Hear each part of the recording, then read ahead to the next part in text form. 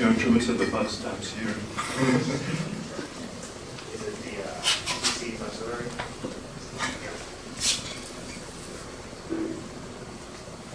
For these vital reasons, to make sure that the precious lives of our fighting men are not wasted, to see that the security of our country and the free world is not needlessly jeopardized, and to prevent a third world war. A number of events have made it evident that John MacArthur did not agree with that policy. I have therefore considered it essential to relieve John MacArthur so that there would be no doubt or confusion as to the real purpose and aim of our policy.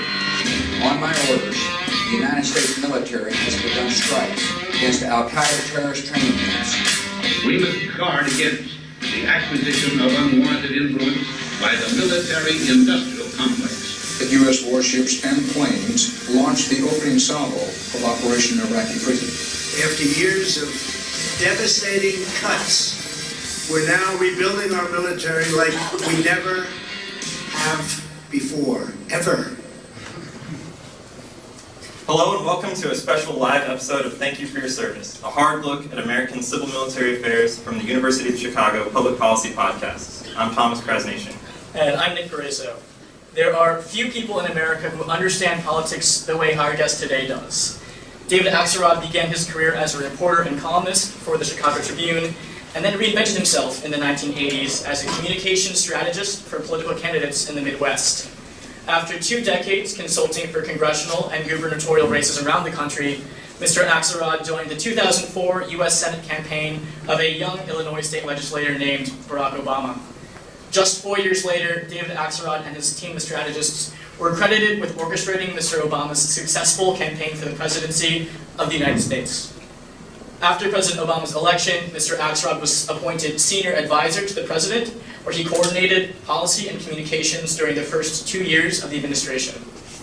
President Obama's re-election in 2012 was Mr. Axelrod's final political campaign. He now runs the Nonpartisan Institute of Politics at the University of Chicago, works as a senior political commentator at CNN, and hosts the X-Files podcast. After retiring from politics, Mr. Axelrod published a memoir entitled Believer. In it, he describes some of the difficulties President Obama faced upon ascending to the presidency in the midst of the wars in Iraq and Afghanistan, and the unanticipated challenges of the relationship between the White House and the Department of Defense. For today's live interview, we're sitting down with Mr. Axelrod and a few dozen of our classmates, professors, and friends at the Harris School of Public Policy to discuss his career in politics and his thoughts on the highest levels of civil-military relations in the United States. David Axelrod, thanks so much for joining us. Thanks. Thank you for your service. So before we dive into your political career, we would be remiss as a podcast on civil-military affairs and covering military politicization to not talk about the reports that came out over Memorial Day weekend regarding the USS John McCain. For those who aren't aware, there were reports saying that the White House had requested the U.S. Navy to hide or cover up the destroyer, the USS John McCain, in preparation of the president's visit to Japan. Yeah. Our question for you is, at the time that you worked as a senior advisor in the Obama administration, your boss was actually a political opponent of John McCain. And during your time at the White House, could you imagine you and your staff taking these kinds of steps to, for example, on a visit to a naval base, prevent him from seeing the USS John McCain?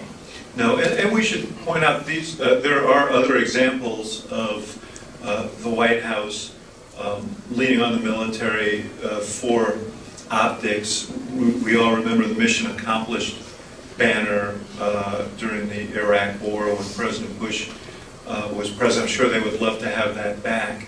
But this one was different because it had to do with a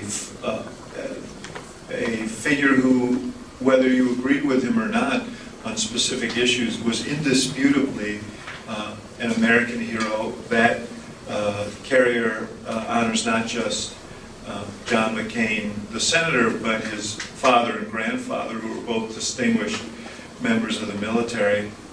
And so it was deeply offensive, and it does raise questions about the politicization of the military. So, I was upset, and let me point out, I believe that you can have deep disagreements over politics and public policy and still respect each other. John McCain was one of the first guests we had when I started the Institute of Politics at the University of Chicago. He was my first guest on my X-Files TV show on CNN.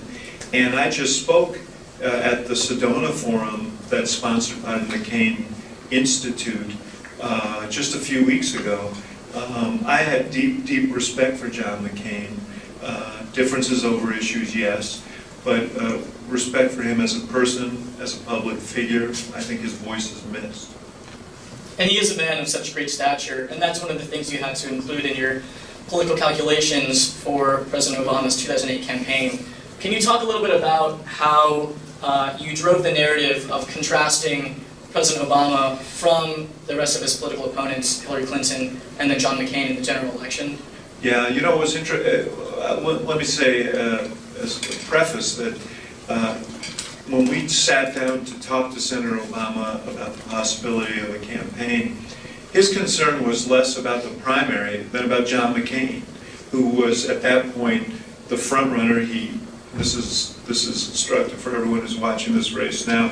In the spring of 2007, everybody was writing him off and said he had missed his chance, and then he ended up being the nominee of the party. But when we were talking, he was clearly the front runner, and Senator Obama said, you know, I think John McCain would be a tough opponent because he is an iconoclast. He challenged conventional orthodox thinking when he ran for president in 2000. He's, you know, been there on climate change and immigration and some other issues. He had real concerns about him as an opponent. As it turned out, I think Senator McCain was, the tide was too strong. You know, the President Bush ultimately had a 28% approval rating by the time the election rolled around. McCain had to make peace with elements of the Republican Party with whom he really didn't have a close relationship. In order to be the nominee, he had to embrace some of the Bush policies with which he had previously disagreed, and he just was too encumbered by all of this to be the candidate who he might have been, and the candidate he was in 2000. And Barack Obama was the candidate of change in 2008 in a country that was hungry for it, and McCain couldn't overcome that. But more specifically, though, what was your strategy for convincing American voters that Barack Obama would be the commander-in-chief that the country needed here in the midst of two wars? No, it's an obvious. It was an obvious question. He was 4 years out of the Illinois State Senate. I think that if you think back to that time, and it's painful for me to say that you guys were probably in junior high school at the time, but if you think back to those times, the war defined everything, the war in Iraq, and there was a general consensus among the public. The majority of Americans had come to believe the war was a mistake. And one of the things that differentiated Barack Obama from the field was that even as a state senator from this district, by the way, a state senator running for the U.S. Senate in 2002 and 3 and 4, he took a position against going to Iraq before the war. And his critique, if you look at Google today and look up his speech made in the Federal Plaza here in the fall of 2002, was really prescient. He talked about that he feared a war of undetermined cost, undetermined length, and undetermined consequences that would unleash sectarian war within Iraq and would make America a greater target for terrorism. All of those things turned out to be true. And while he may not have had long credentials, yet he was in the Senate Foreign Relations Committee in the national security realm. His analysis going into Iraq was a real certification of the fact that he had thought hard and long about these issues. So he was anti-war on Iraq, but in regards to Afghanistan, he had called it a, quote, necessary war. Yes. And a war we could win. Why Yes. did he say that?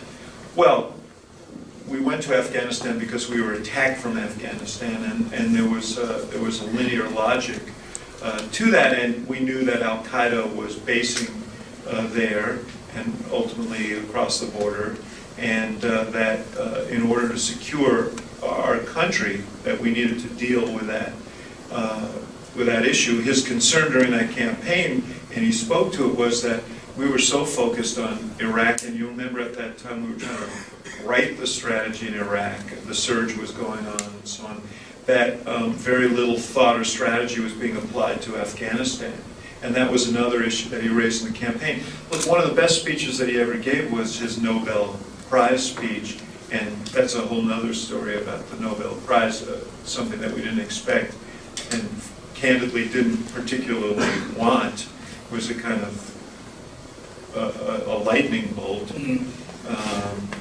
Just as an aside, Robert Gibbs, his press secretary, called him the morning he got the Nobel Prize, and the president said, 6 in the morning, the president says, "Gibbs, are you kidding?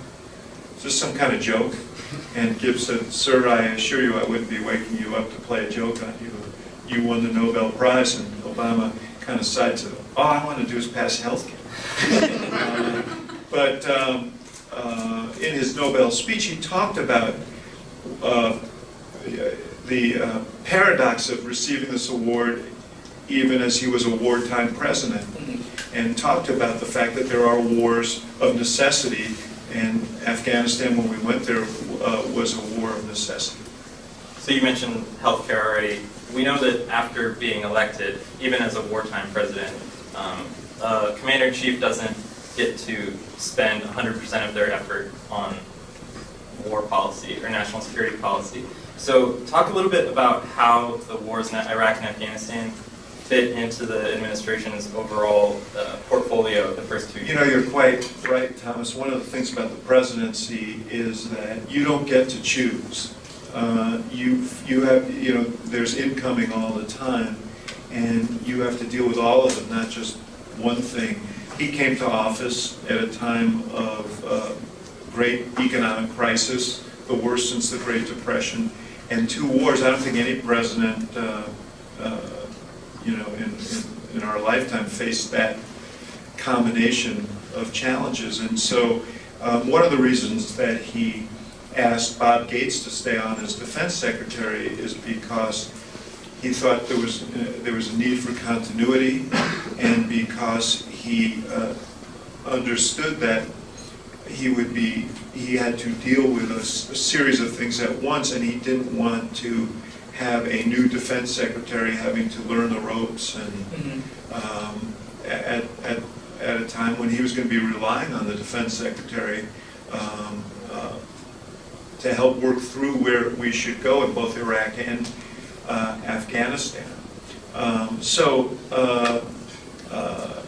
It was challenging. I remember a day in March of 2009 when we started the day with a briefing on North Korea.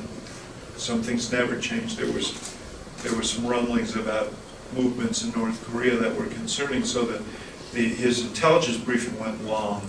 Then we went into a meeting about whether he was going to intervene to save the American auto industry. And that meeting lasted for 45 minutes, and he said, we need more time on this, we'll reconvene tonight. He went off to do a town hall meeting on the economy, had meetings in the afternoon on Iraq and Afghanistan. Then we reconvened and had a 2-hour meeting on the auto industry. And when I got back to my office, I slumped in my chair, and Rahm Emanuel, the chief of staff, called and said, "Get in here right away, Fargo's underwater." There was flooding, and I just thought, this has to be an episode of The West Wing. This can't be real. This can't be real life. So one of the great challenges of the presidency is you don't get to choose, and you have to deal with all of it, and you have to be relying on people around you to synthesize information and issues, and you have to have a broad team, both in the cabinet and the White House, to work these issues through. And you said that was in March of 2009.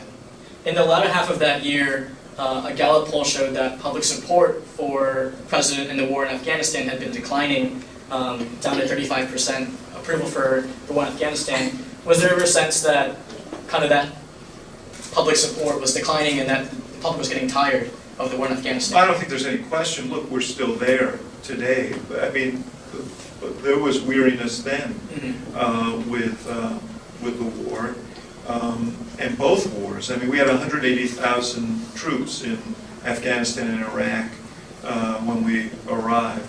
So, you know, we were well aware of that, but we also knew that if we were going to stabilize Afghanistan to the point where we felt we could responsibly remove a lot of our troops, then we were going to have to do more there, and we were going to have a strategy, and that strategy was going to have to involve not just Afghanistan, but what we did about cross-border incursions from Pakistan, and you know, as you know, and I'm sure that you're going to want to talk about it, there was a very lengthy process of review. But I just, you know, one of the reasons I was proud to work for the president, I know the impression, we all write from different perspectives, and you know, Secretary Gates, who I have enormous respect, just did a TV show with him,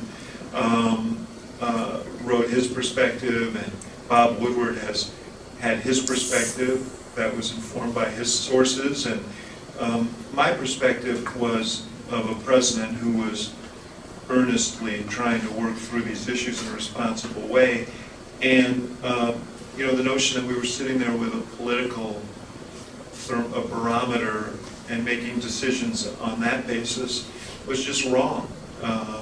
You know, he took his responsibilities as commander-in-chief very seriously. Yeah, just for some context on that, in Obama's wars by Bob Woodward, Jim Jones, who was the former National Security Advisor, prior to that he was the Commandant of the Marine Corps, he privately called you and Emmanuel and Robert Gibbs the, quote, water bugs, the Politburo, the mafia, who did not understand war or foreign relations and were too interested in measuring the domestic and electoral impact of the president's decisions in these areas. Yeah. I didn't get to work with Jim that long because he didn't last as National Security Advisor that long. But I'm sure he meant that in the nicest way. Look, the reality is that presidents, everybody has their responsibilities. I never doubted for 1 second that the people who, that our military leadership, our civilian leadership of the Pentagon, that everyone we dealt with was earnestly trying to fulfill their obligations, and they all had roles to play. The president's role is the broadest role. Part of that role is he's the one who actually has to sell these policies to the American people, sell these policies to the Congress. And you know, it may be irksome to other people in the process that we have these challenges in a democracy, but the president has to take them into account. How long did it take Franklin Roosevelt to move the country? And it was obviously the Japanese at Pearl Harbor that made the difference, but to move the country to wartime footing when there was an isolationist mood afoot in the country. You know, John F. Kennedy, this is a slightly different point, but we have civilian leadership for a reason. You know, if you go back to the wartime councils that he had, or the defense councils he had during the Cuban Missile Crisis, Curtis LeMay, who was the Air Force commander, wanted to bomb the hell out of Cuba. I think he may have said he wanted to nuke Cuba. Kennedy resisted that. And there was great skepticism about the embargo and whether that would work. But it was his responsibility to exercise that judgment and weigh all these factors. That's a slightly different point. My point is that the president has a broader responsibility than anyone in the government, and everyone in the government fights from their perspective, as they should. His job is to synthesize all of this and make what he thinks is the best decision for the country, and part of that is, you know, what the American people think and feel about these issues. So you mentioned the importance of civilian leadership, and at the same time you have civilians working in the White House. with the president, and then they correspond and work with the Pentagon as well. Can you talk about your experience working with military officials, kind of what their strengths and weaknesses are, what separates them from civilian counterparts? Yes. It was interesting to me in reading Bob Gates's memoir, or one of his memoirs, where he was talking about, he worked in the White House on the NSC. He had a couple of stints, one under President Carter, one under President Bush. And he wrote about his frustration about, about the agencies.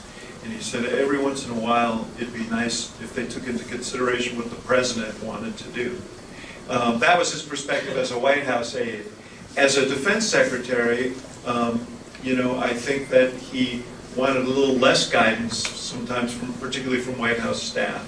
And that is a tension that I think exists in every administration. My perception of the military was, as I said earlier, I had absolutely no doubt about their commitments, commitment to protect us, commitment to our country. They're very bright, very able. They also were, I should say this, very, very adroit. Every bureaucracy in Washington, and the Pentagon is a bureaucracy as well, you know that, you've worked there. Every bureaucracy in Washington has some level of proficiency at spinning their story and trying to maneuver the president to do what they want to do. No agency is better than that, than the Pentagon. And there are different ways. Sometimes it's selective leaks. Sometimes it's sending someone up to the Hill to testify and getting friendly questions from friendly members of Congress who want to elicit a certain reply that they know will create pressures on the president. We saw this during the Afghanistan review.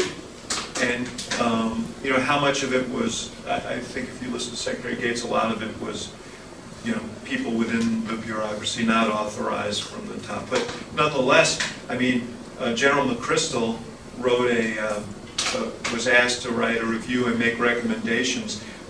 We read those recommendations in the Washington Post, I think, before the president saw them. Bob Woodward had the memo before the president. So, they're very good at that. So I think they're proficient in their, they do a tremendous job. I was so impressed by the level of thought and competence, as well as the commitment to the country that I saw. And I was impressed as I should add the story. General Petraeus is coming today for any of you who are interested. He's going to be at the Quad Club later. He's coming as an IOP guest. When he, in Bob Woodward's book, he referred to me as the ultimate spinmeister. And I was on the Sunday show the week the book came out. Christiane Amanpour was the host. She read this quote to me, and I said, "Well, I've seen General Petraeus on television, and I have to assume that he meant that admiringly, as a compliment." And a few days later, I got a message from Petraeus via the NSC, and it just said, "I think you handled that perfectly." So, but I think that Petraeus is a good example. It's always been true. We saw General MacArthur. He lost his battle with President Truman, but it's always been true that there is a political nature to the military job. It's not just about defense and war, but also they are a political organism as well. It might not be partisan, but they're a political player. Oh, I don't think it's partisan. Oh, I wouldn't say that at all. No, I think that if they have a consensus view about what should be done, they're going to use every tool available to try and produce that outcome. So you talked about this idea that during the Afghanistan strategy review, the president was a little bit jammed or boxed in by the leak of the McChrystal report recommending more troops. We've talked to leaders who say and Secretary Gates wrote in his memoir also that was absolutely not intentional, like not coordinated. Right. It accidentally looked that way. Yeah, no, I You understand. believe No, it was, someone didn't leave the McChrystal report on a bus, and Bob Woodward came along and found it. Someone, it may not have been at that level, it may have been at a lower level, but someone leaked it. Admiral Mullen went to the Hill and testified, about the McChrystal report in a way that definitely put a spin on the ball. There were a series of things that happened. It wasn't just the leaking of the report. And I think they felt a sense of urgency. I understand they felt a sense of urgency. I think President Obama held, 9 sessions on the Afghanistan policy because he wanted to get it right and he wanted to explore all the avenues. For military guys who are eager to go, I think the process was, in their view, too laborious. So I understand everything that was going on, and it's fine. I appreciate everybody. Everybody glosses their stories for their particular memoirs. I understand that. I might be accused of that myself. But the reality was there were pressures being put on the president, and I think that we worked through that. Another point of civil-military tension during that time frame, maybe even the culmination of it, was in June of 2010, the firing of General McChrystal from his post as the commander of U.S. troops in Afghanistan, which people generally understand as the result of this Rolling Stone profile that came out that attributed some disrespectful comments about senior administration officials to him and his team. But from your standpoint, do you believe the president's decision to relieve General McChrystal was just about that article, or was it more of like a broad reassertion of... I really think it was about that article. The article was not, it was a little less benign than General McChrystal, and I had a chance to talk to him about it when he was here. General McChrystal and his staff were in Paris, and they made the mistake of allowing a reporter, now deceased Michael Hastings, to encamp with them. And they blew off a lot of steam in their frustration. They were eager to go, and they wanted this surge in Afghanistan, and they were angry that it hadn't happened, frustrated. They were particularly angry at Vice President Biden, and he was a particular focus of their attack. But they were fundamentally disrespectful in their quotes. And the real question was, in terms of chain of command and military-civilian relationships, could that go unresponded to? And the president thought long and hard about it. I can tell you with absolute certainty, the president was not eager for Stan McChrystal to go, not eager for him to go. And the day that he came in and was relieved of his command, the president called us together in the Oval Office, his staff, and said, I do not want anyone here to suggest to anyone on the record or off the record that this is a good day. This is not a good day. A good man just left here, quite possibly his career over, and that is not a good day. And let me just add, one of his big concerns was, given the frayed relationships with President Karzai and the place at which we were in the war, that how are we going to, how would a new leader, commander there, relate to the situation? And ultimately the solution was to ask General Petraeus, who had a relationship with Karzai, who understood the whole situation and had broad respect, to ask him to come and take over in Afghanistan, and that is what ultimately happened. So when we spoke to General McChrystal, he said the initial reason for inviting the Rolling Stone reporter to join his team was he felt there wasn't enough being done to drive up public support for the war. There wasn't enough being done to sell the war to the American people. Do you feel there was enough being done? Do you feel like your team was doing enough messaging about the war? it's kind of ironic because the accusation I hear sometimes is that we were too political and concerned about public opinion. And so for General McChrystal to say, gee, they weren't political enough and working hard enough on public opinion, I find hard to process. And if in fact his goal was to sell the war, and look, I have really high regard for Stan McChrystal. I mean, he's an extraordinary guy.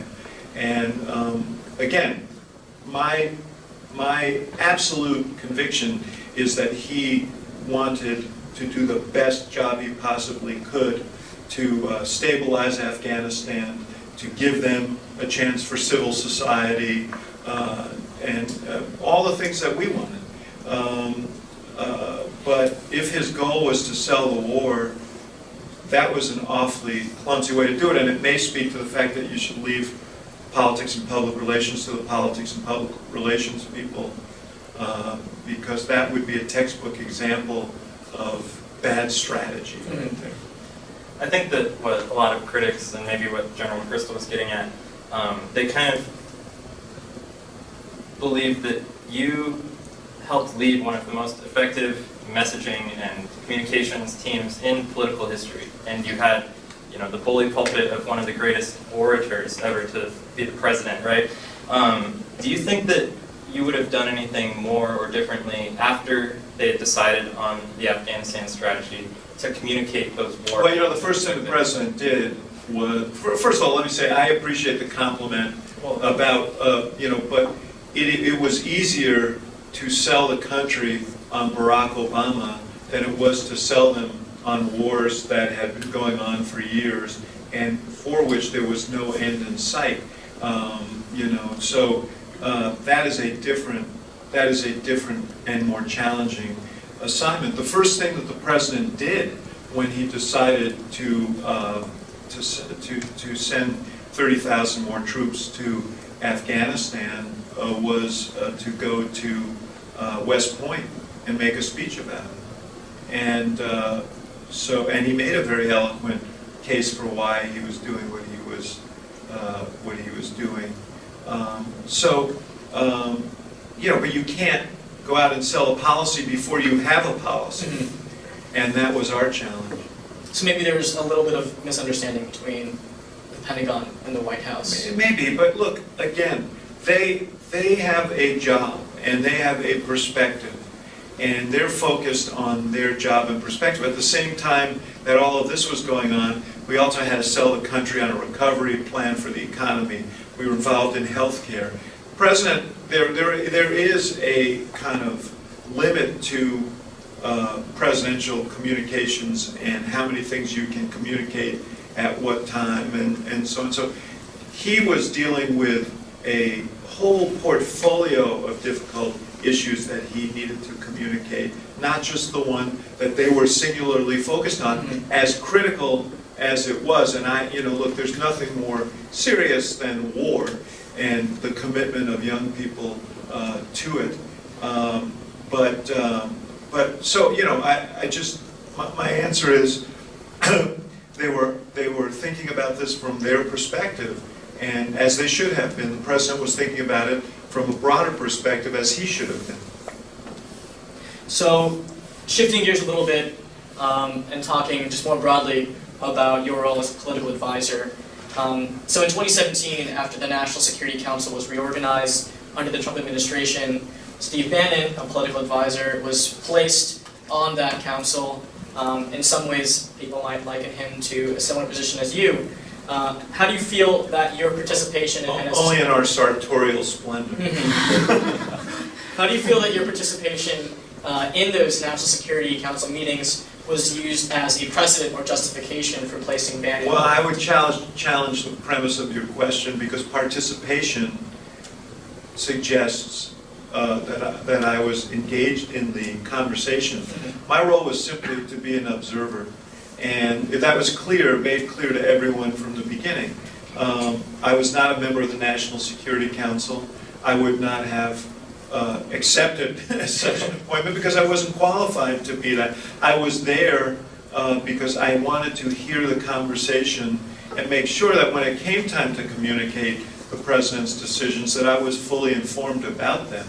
And I think that was the analogy failed, and ultimately Steve Bannon was not a member of the National Security Council. I think he's over in Europe trying to get on security councils over there. So going back to that point though, even when we accept that you didn't have direct input or participation in the National Security Council deliberations, but part of it also as an optics issue, as Secretary Gates wrote about in his book, he said, I felt this major national security debate had been driven more by the White House staff and by domestic politics than any other in my entire experience. Mentions you, he says, I thought Obama did the right things on national security, but everything came across as politically calculated. Is there anything you would have done differently with regard to the optics or whatever gave him and the military leadership that impression? I'm going to keep repeating myself. I understand the perspective that he had. Let me just say one thing. I said earlier that... And this is Secretary Gates, who worked for 40 years under many different presidential administrations. I understand. Look, as I said, I just sat with him. I have enormous respect for him. That doesn't mean he's immune to the same kind of parochiality that anybody else in government is subject to. I don't. One of our concerns, honestly, and they were borne out in this process, was that there would be selective leaks out of this process, and that we would not be in a position, as people who were out there talking, to understand the full context of these conversations. And maybe it's possible that the folks from the defense side felt more comfortable if there weren't people there who were fully privy to the conversations. All I can say is, when it came to the decision-making process, I did not know. I know in his book, Bob Gates wrote that Jim Jones told him that I was telling people the president would never accept the military's recommendations. That is just completely false, because I didn't know until the very last what the president's decision would be. And I was not part of the decision-making process in these wars. So if Secretary Gates had that impression, I'm sorry that he did, but as I told him when I saw him, that was not the case. So you're saying there is an appropriate role for political advisors at the end of that process, but not during it? Well, you can't have it both ways and say, gee, they have to do a better job of selling the war, and then say to the guys whose job it is to do that, but don't you be involved in the process. I mean, it's one or the other. Right? You got to get on your horse and ride it there. So sitting in the Situation Room, you're taking in this information, but not helping out with the military decision-making. Mm-hmm. You came in with no military background. How did you close that expertise gap on national security? That is first of all, I wouldn't call myself an expert on national security, just to be clear. But, one of the challenges for anybody in the White House, including the president, is that every single day you're confronted. I didn't know anything about deep sea oil leaks, and now I know more about them than I ever thought I would. I didn't know anything about pirates, until we faced that situation in Somalia.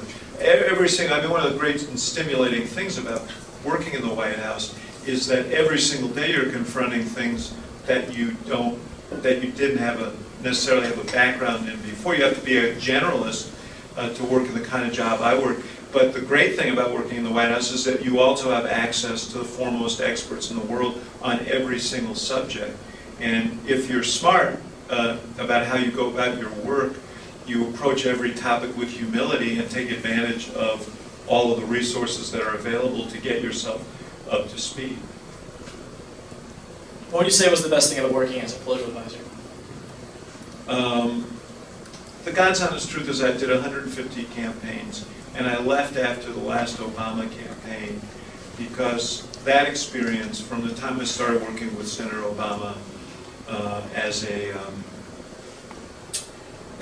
when he was a state senator running for the Senate through the 2012 campaign.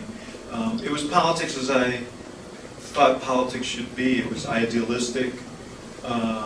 It was driven by what is possible and a conviction that change, that through our process of democracy, you can actually change the course of history, change public policy for the better, help people and communities, and so my ride with him and the reaffirmation of idealism was very, very important to me. The second one, and I say this not to be patronizing, but every single day during those years and in other campaigns, I got to work with young people, and I saw really bright, well-motivated people who were skeptical but not cynical, and who understood their role in a democracy and were willing to take action. I was really inspired by that. It's one of the reasons why I started the Institute of Politics. I knew I was done with campaigns. I wasn't done with young people. And I go home optimistic every day because of that exposure. So I guess at the end of the day, that may be the best part of it. Well, David Axelrod, thank you so much for joining us today. We really appreciate your experience and insights. Thank you for having me, and thank you guys for what you're doing. Thank you. We have some time for some audience questions, about 20 or so minutes. So if anyone has any questions they'd like to ask, now would be a great time. I've talked them into submission. Yeah. Well, while we're getting ready for that, one more thing on one other military issue that played out during this time period was the don't ask, don't tell. Yes. Talk to us about why that was an important issue for President Obama. Well, it was a solid, ironclad commitment. He felt strongly that people who wanted to serve our country should not be excluded on that basis. And it was one of the early meetings we had. Another meeting in which I was an observer. But, Secretary Gates came over with Admiral Mullen, General Cartwright, and the President said, I didn't invite you here to ask you whether we should end this policy. I invited you to say we were going to end it, but I want to do it in the most responsible way. And there was a very frank discussion. There were concerns on the part of Secretary Gates, of Admiral Mullen, about upheaval in the force at a time when we had two wars going, and the President was very sensitive to that. I think there was agreement that this should be done not by the act of the executive, but by Congress. It was instituted by Congress. And, it was a 2-year effort, and done very, I think, responsibly. One of the things that happened was, we did research among the force, among active military, and what was interesting, what we found was that the generals and admirals were a lot more concerned about this than the service people, rank and file were. And this just reflected the debate in our own society. I mean, young people were far less worried or concerned, and I think that gave some assurance to the leadership of the Pentagon that this is something that could happen. And then, you and I have talked about one of the most moving days I had when I was working for the President was the day that he signed the bill repealing Don't Ask, Don't Tell. I think it was at the auditorium at the Commerce Department. And Admiral Mullen, who started off, I think, wary of the change, ended up being an extraordinary spokesperson for it, and testified before Congress and said, I can't ask people who swear an oath to live a lie. And he gave very moving testimony. And when he walked into that room, and the gay community was well represented in that room along with others, when he walked into that auditorium, there was this massive ovation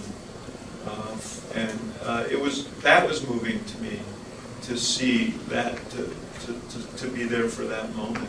So that was a big deal, and you know, we see echoes of this debate today about transgender service members, but you know, I'm just happy that people are stepping up and want to serve. Why do you think Admiral Mullen's testimony, sorry? No, go ahead. Why do you think Admiral Mullen's testimony was so effective, and why he was perceived so well? Because I think Admiral Mullen was, I think that those who had a concern about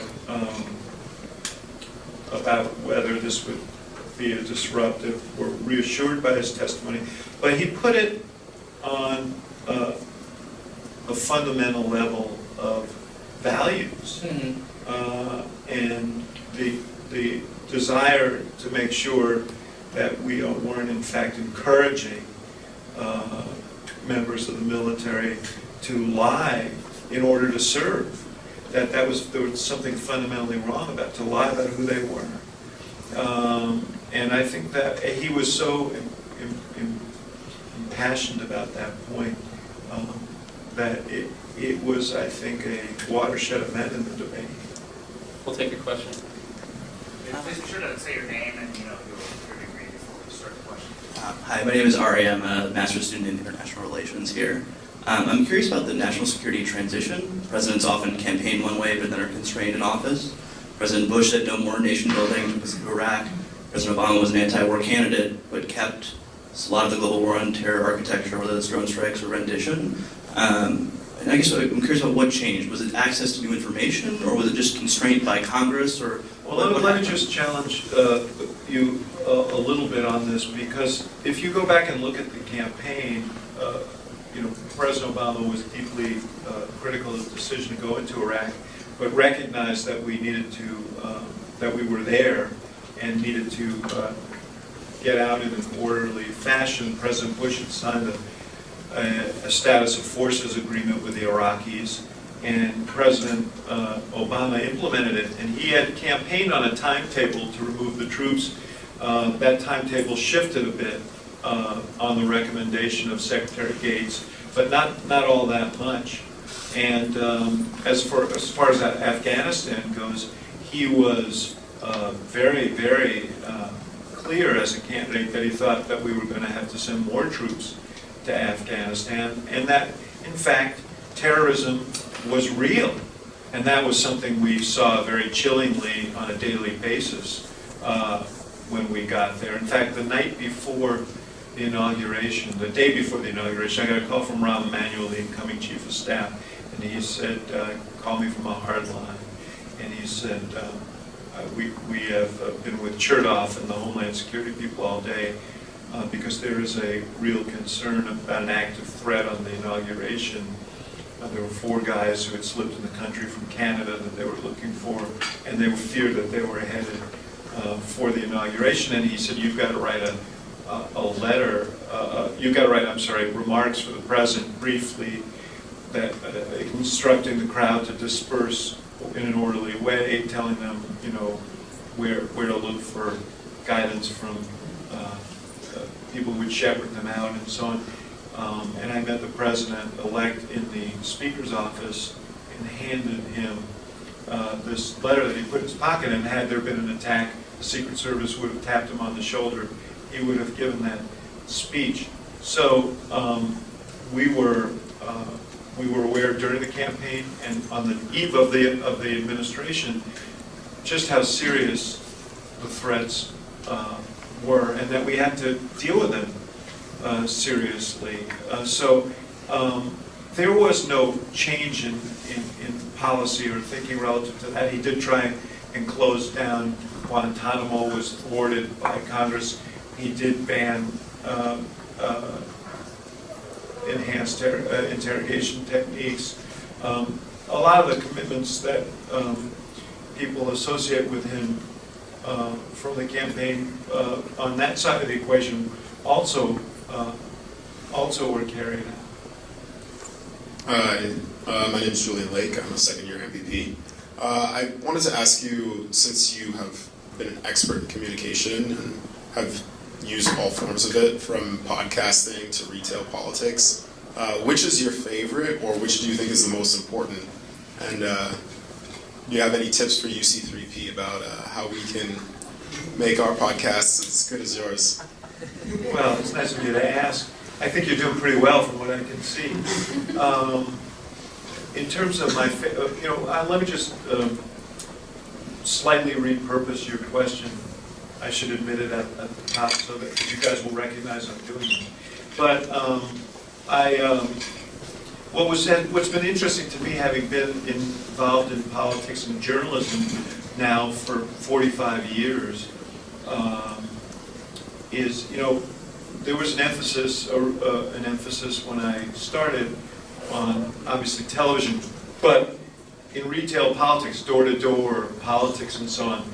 What was really interesting to me, and what we've seen in the last 10 years, really 12, starting with Howard Dean, was the marrying of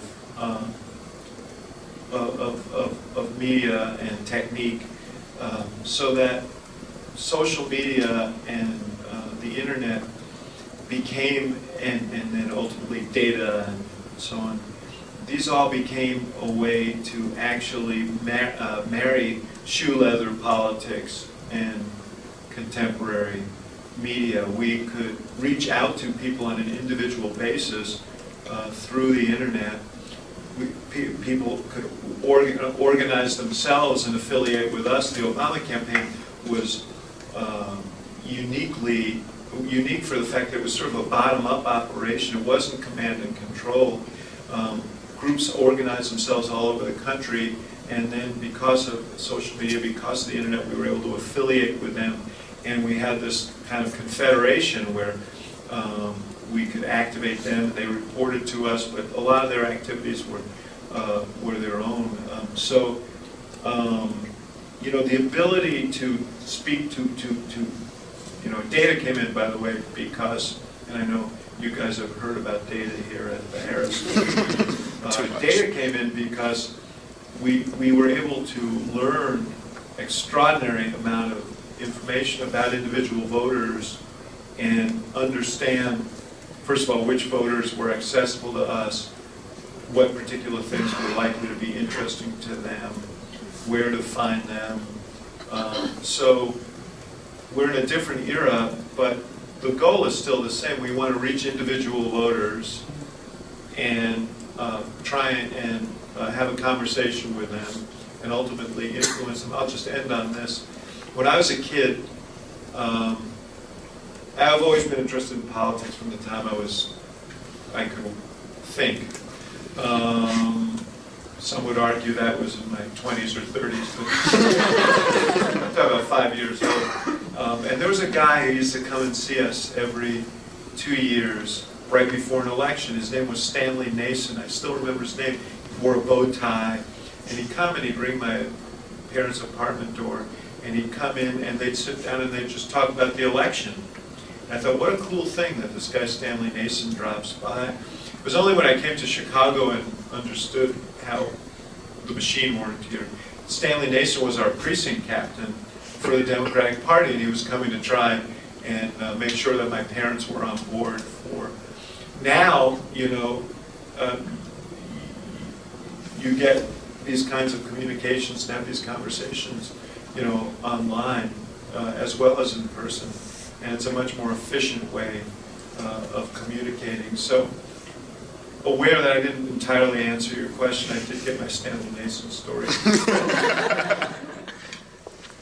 Hi, my name is Jason. I'm a joint degree MBA, MPP student here. And so I just wanted to ask, one of the biggest areas of liberal criticism of President Obama was his increased use of drone strikes. Yes, this was mentioned. Yeah, and so I just wanted to ask, you're talking about political considerations and military decisions. I was just curious if you think part of the reasoning driving that increased use of drone strikes was because of the fear of, political backlash if an American soldier was killed in action, and so then therefore he decided to use something a little bit safer in that regard by relying more on drone strikes. Well, there's no question that the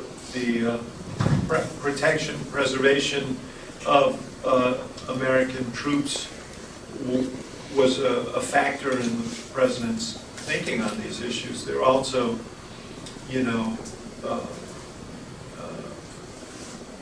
there were places where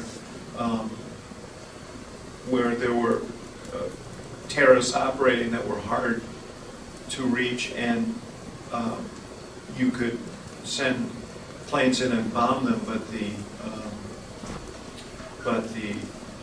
possibility of you know, ancillary civilian casualties were greater in that regard. So that was another consideration. So there were an array of considerations, but certainly protecting and preserving our troops was one of them. I mean, I choose not to put it in a political context, and I never heard the discussion in that way. I'm sorry, we have to cut it off there. Do you want to do? Wait, what about this young lady here? One more question? Okay, yeah, we can do that. Yes, let's do it. Thank you.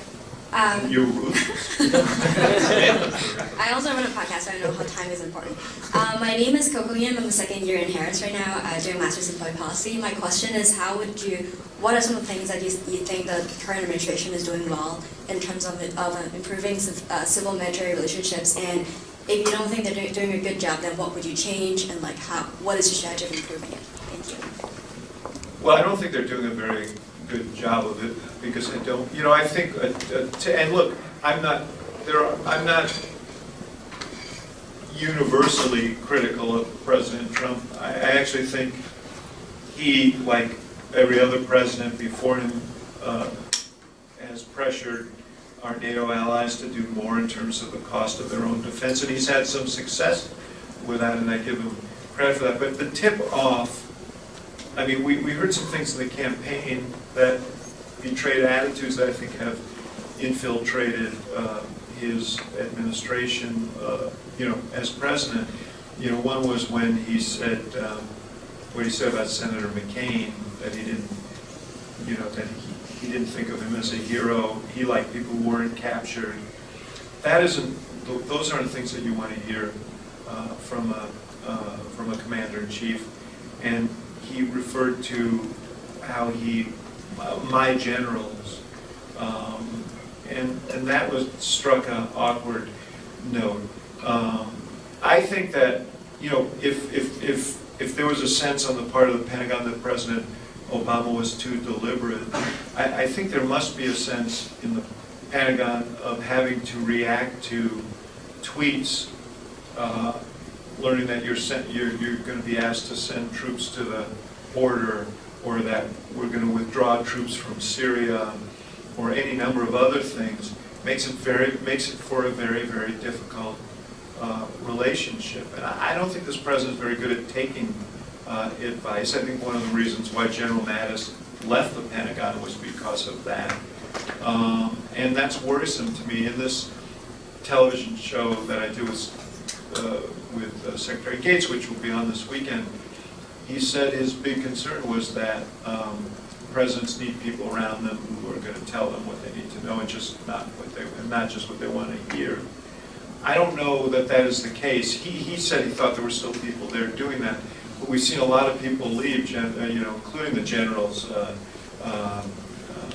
know, General Kelly, General McMaster, General Mattis, and I suspect part of it is that he wasn't good at hearing and taking advice, and a little too loose at announcing policy decisions without conferring with the people who are going to have to implement them. So I have great concerns about this, and I don't know if he has the capacity to correct it, but this may be why you know, we still have an acting Secretary of Defense. I don't know. There may be, he may have trouble recruiting people for some of these positions, but we'll see. As an American, I hope that this improves. I think it's important for this country, it's important for the world, but people are who they are, so we'll see. On that note, happy note, we'll wrap up. David, thank you so much. Thank you for having me. Yeah, really enjoyed it. Appreciate it. Thank you. Yeah.